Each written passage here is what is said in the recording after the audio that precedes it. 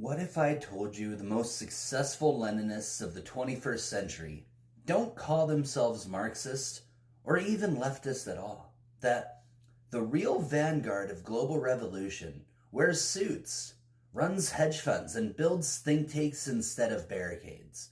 Mark Fisher said it in Capitalist Realism back in 2009.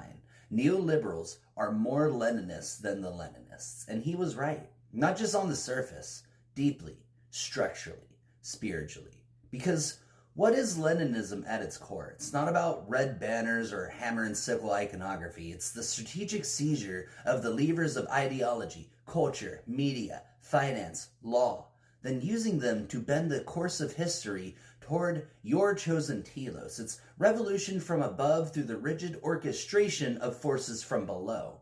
And that is exactly what the neoliberal order did. They didn't just capture institutions, they redesigned the function of governance itself. And they did it by mastering the one law Fisher intuited, and you now know intimately, the POSIWID Principle. The purpose of a system is what it does. Neoliberalism didn't happen accidentally. It wasn't just a series of policy choices gone wrong. It was a project, a functioning system that reshaped the human world to serve the market, in the same way Lenin sought to reshape it for the party. They used crises as opportunities. They seeded intellectual cadres inside universities and policy think tanks.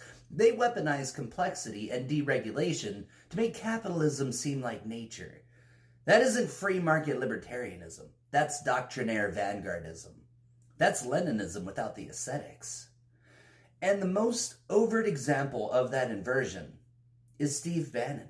Here's a man who openly identifies as a Leninist, not in theory, but in practice. He said he wants to destroy the state, but what he meant was the liberal state, the Enlightenment state, the state of human rights, of cosmopolitan modernity, not to replace it with freedom.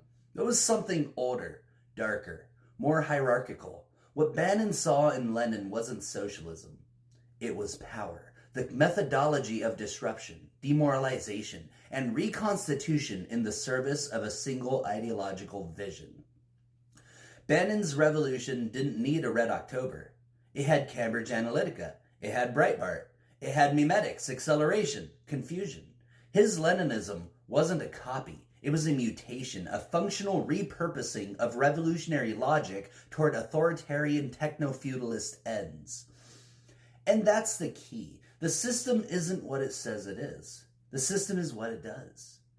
And what it does is spread. From Bolsonaro to Modi, from Orban to Xi. We are watching neoliberal Leninism metastasize into what I've named the Axis of Endarkenment. A global alignment of authoritarian capital, nationalist mysticism, and total control over the means of cultural production. These are not independent developments. They are fractal expressions of the same POSIWID logic, whether it's a Silicon Valley monarchist or a Russian oligarch or an American white nationalist. The function is identical. Centralized power, hollow out democracy, end history.